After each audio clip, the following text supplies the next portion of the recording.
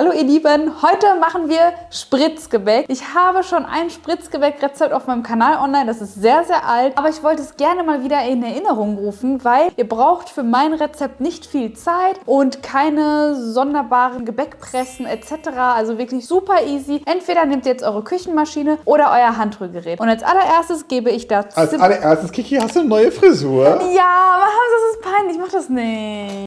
So, die zimmerwarme Butter gebe ich jetzt hier...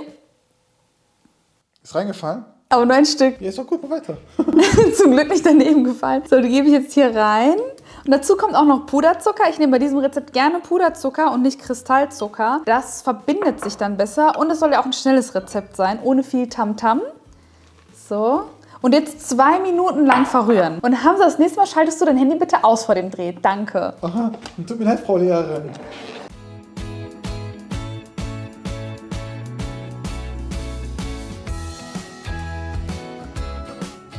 So, und jetzt dürft ihr euch entscheiden, macht ihr da geriebene Zitronenschale zum Beispiel rein, geriebene Orangenschale, achtet dann nur darauf, dass es Bio ist. Oder zum Beispiel Vanilleextrakt oder das mag einer Vanilleschote. Ich habe natürlich immer meinen Extrakt da und gebe davon jetzt ein bisschen was rein. Und als nächstes, eine Prise Salz, die hebt nochmal den schönen süßen Geschmack. Boah, wie oft ich diesen Satz schon gehört habe. Muss ich immer dazu sagen, weil manche wundern sich, warum bei süßen Gerichten eine Prise Salz reinkommt. Das hebt einfach den Geschmack. So, und jetzt Mehl und Speisestärke dazugeben. Ich siebe das, rühre das ganz kurz ein und lasse dann so 2-3 Schlücke Milch dazugeben, damit es einfach sich zu einer richtig schönen Masse verbindet.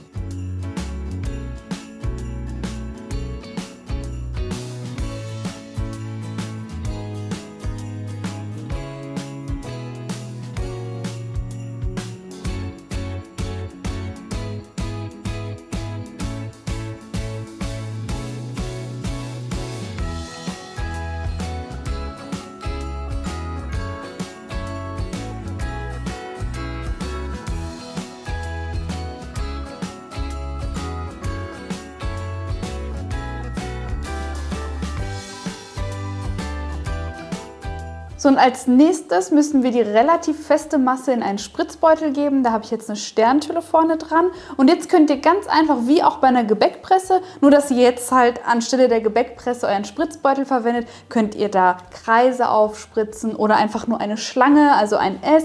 Und die Backzeit ist auch sehr kurz. Also die Kreise, die sehen mir ein bisschen dicker aus als meine Esse.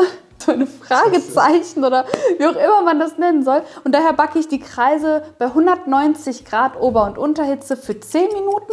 Und bei den anderen werde ich so, ich glaube, die nach 9 Minuten schon rausholen. Aber jeder Backofen backt anders. Daher schaut gerne nach 8 Minuten einfach schon mal rein. Die dürfen auch nicht zu dunkel werden. Und dann werde ich sie nach dem Backen noch mit Kuvertüre so ein bisschen beschmücken.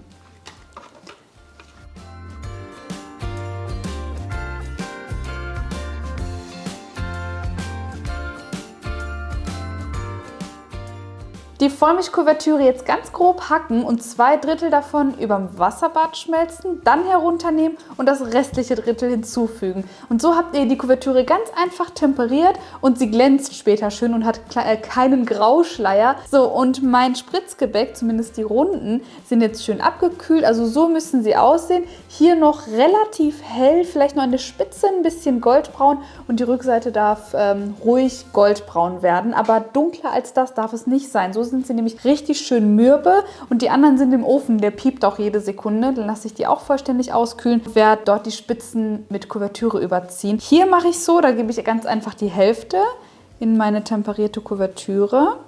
Und dann habe ich mir noch überlegt, das gibt es nämlich so auch fertig zu kaufen, dass ich da auch noch Kokosraspeln oben drüber streue. Ja. Das liebe ich, das liebe ich. Das mache ich dann gleich noch zum Schluss.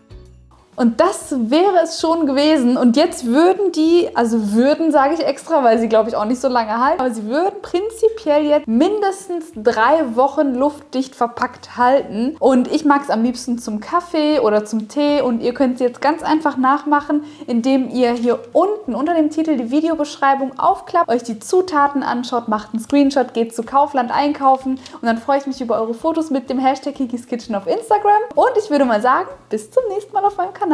Tschüss!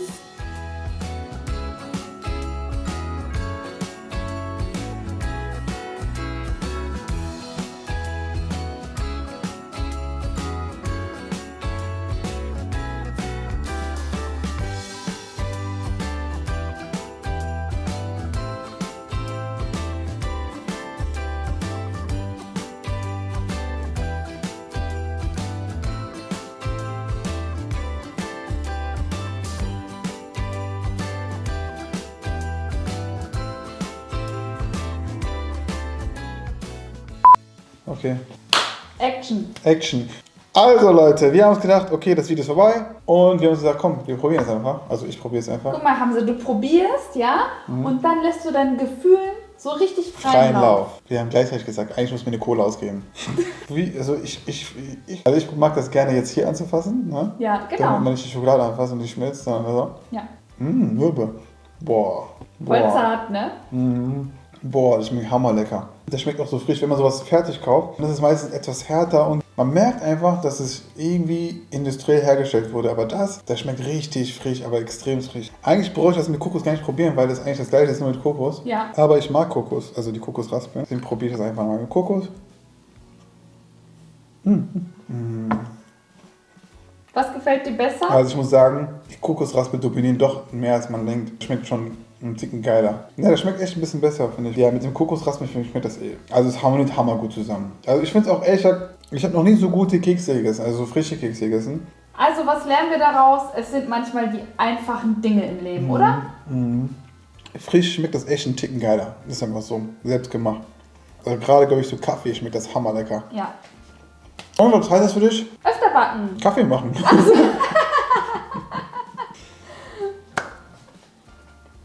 Also Leute, ciao. Ich habe nicht Play gedrückt. Warte. Wirklich nicht. Ehrlich jetzt? Ja, wir müssen nochmal.